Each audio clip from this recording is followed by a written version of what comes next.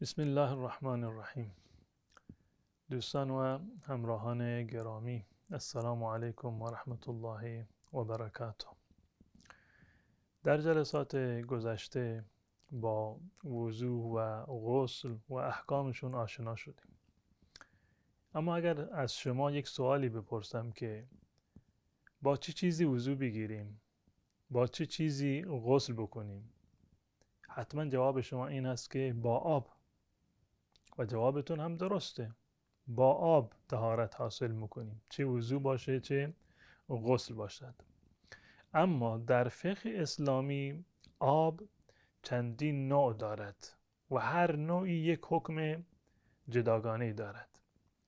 برخی از فقها آب را به دو نوع تقسیم کردند و برخی دیگر مانند فقه حنفی گفتند که آب بر سه نوع یا بر سه قسم هست و هر قسمی هم یک حکم جداگانه دارد. یعنی این که آب بر سه قسم و سه نوع تقسیم می شود. نوع اول آبی که هم پاک هست و هم پاک کننده است، هم خودش پاک هست و هم خاصیت پاک کنندگی دارد. این نوع اول. نوع دوم این که خود آب پاک هست اما خاصیت پاک کنندگی ندارد. این نوع دوم. نوع سوم نه خودش پاک هست و نه خاصیت پاک کنندگی دارد، یعنی همون آب نجس. این سه نوع آب را با احکامشون خدمت شما من توضیح خواهم داد. نوع اول آبی که طاهر و مطهر هست یا همون آبی که پاک و پاک کننده هست. خودش فی ذاته در اصل آب پاکی هست و اگر آن را جای استفاده بکنی برای حصول طهارت پاک کننده است، یعنی انسان میتواند از این آب پاکیزگی حاصل بکند. آب پاک و پاک کننده. حالا اگر کسی از شما بپرسد که آب پاک و پاک کننده به چه آبی گفته می شود؟ آبی که خودش پاک هست و خاصیت پاک کنندگی هم دارد چه ویژگی هایی رو باید داشته باشد؟ این نوع آب یعنی طاهر و مطهر یا همون پاک و پاک کننده آب مطلق رو میگویند. آب مطلق. آب مطلق یعنی چی؟ آب مطلق یعنی آبی که پسوند و پیشوندی ندارد. وقتی که شما کلمه آب را ببینید یا بشنوید کلمه آب را، ذهنتون به چی می رود؟ من به شما بگویم که یک لیوان آب برای من بیار، شما شیر میارید؟ نه.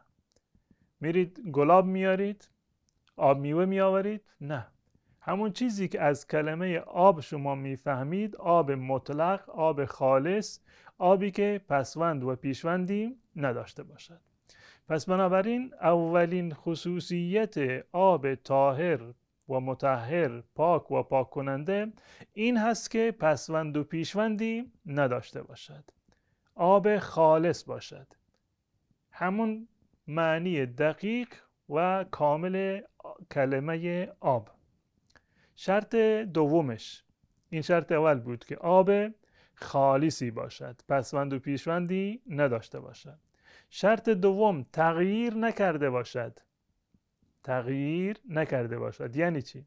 یعنی بر همان طبیعت و خاصیت اصلی خودش باقی مانده باشد.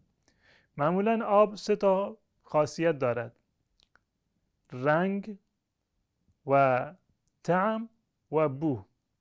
هر کدام از این سه تا که تغییر بکند میگیم این آب متغیر هست، تغییر یافته. آب مطلق آبی هست که تغییر نکرده باشد، نه رنگش عوض شده، نه طعمش عوض شده و نه بویش عوض شده. این شرط دوم هست یا خصوصیت دوم. شرط سومش این هست که این آب مغلوب نباشد، یعنی یک چیزی قاطیش نکرده باشند که اون مایعی که با آب قاطی شده از خود اصل آب بیشتر باشد.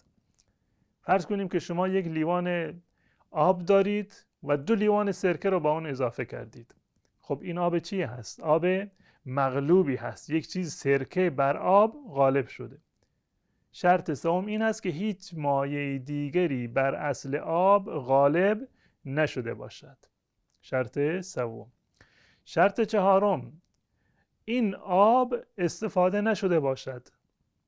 آبی که برای رفع به اصطلاح رفع حدث یا مثلا بیوضویی یا جنابت استفاده نشده باشد، یا به تعبیر فقها آب مستعمل نباشد، استفاده نشده باشد. همون اولین باری باشد که شما اون آب را استفاده میکنید.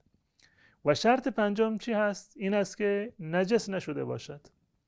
آبی نباشد که با آن نجاستی قاطی شده باشد و اون پاکیزگی خودش رو پاکیزگیش از بین رفته باشد.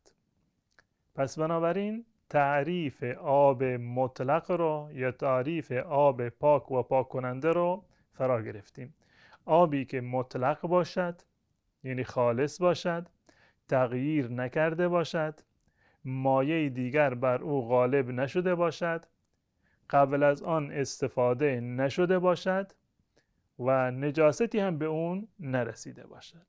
اگر چنین آبی شما داشتید، به این آب میگویند پاک و پاک کننده. خب آبی که پاک و پاک کننده هست مانند چه آبی؟ نمونه های آب پاک و پاک کننده که برای ما قابل دسترسی هست چه آبهایی هستند؟ مانند آب باران. آبی که از باران میاد بر همون طبیعت اصلی خودش هست، هم پاک هست و هم پاک کننده هست. مانند آب دریا که رسول الله صلی الله علیه و سلم فرمودند که هو الطهور ماؤه، آبش پاک هست، بر همون طبیعت و خاصیت اصلیش باقی مانده. آب نهر و رودخانه، این آب پاک و پاک کننده است. آب چشمه پاک و پاک کننده است. آب چاه پاک و پاک کننده است، همون آب مطلق هست. آبی که از برف آب شده باشد پاک و پاک کننده است. آبی که از تگرگ مثلا ذوب شده باشد پاک و پاک کننده است. آبی که امروزه در خانه های ما لوله کشی شده، این هم پاک و پاک کننده هست. چرا؟ چون که تمام این خاصیت هایی رو که عرض کردم، تمام این خاصیت ها را دارد. آب مطلقی هست، پسوند و پیشوندی ندارد. مثلا نمیگیم گلاب، بلکه میگیم آب. تغییر نکرده، چیزی بر آن غالب نشده و مایه دیگر به آن اضافه نشده، تا حالا استفاده نشده و نجاستی هم به آن نرسیده. الان یک سوال دیگر، حکم آب پاک و پاک کننده چیست؟ حکم شرعیش. وقتی که به شما گفته می شود این آب پاک و پاک کننده است، حکم شرعیش، جایگاه شرعی این آب چیست؟ جواب این است که این آب همان گونه که از اسمش پیدا هست، هم پاک هست و هم پاک کننده هست.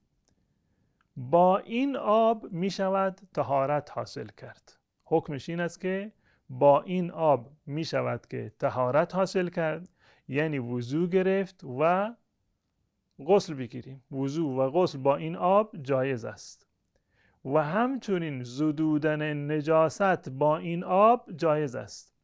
یعنی اگر با این آب ما وضو بگیریم یا غسل بگیریم، طهارت حاصل می شود. اگر با این آب نجاستی را بشوییم، لباسی را که نجس هست آن را بشوییم، این لباس خود به خود چکار می شود؟ پاک می شود.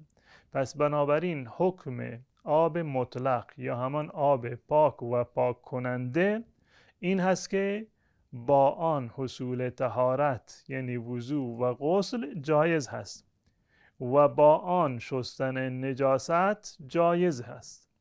اگر با آن نجاستی را بشوییم و از لباس خودمون بدنمون دور بکنیم، هم نجاست از بین می رود، زدوده می شود و هم آن محل بعد از این نجاست چکار می شود؟ پاک می شود. این تعریف آب پاک و پاک کننده و اولین نوع از انواع آب هست. انشاءالله در برنامه‌های بعدی مطالبی دیگر هم در این زمینه خدمت شما عرض خواهم کرد. السلام علیکم و رحمت الله و برکاته.